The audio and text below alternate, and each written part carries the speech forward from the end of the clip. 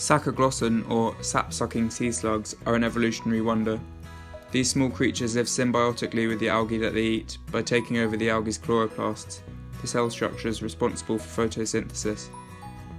The sea slugs extract the chloroplasts during digestion. The chloroplasts then act as a continuous source of food during periods of starvation, turning the slugs green and giving them the colloquial name crawling leaves.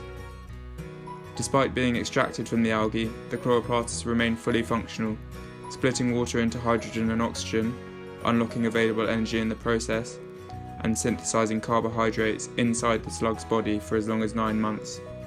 This phenomenon is known as kleptoplasty, from the Greek word for thief.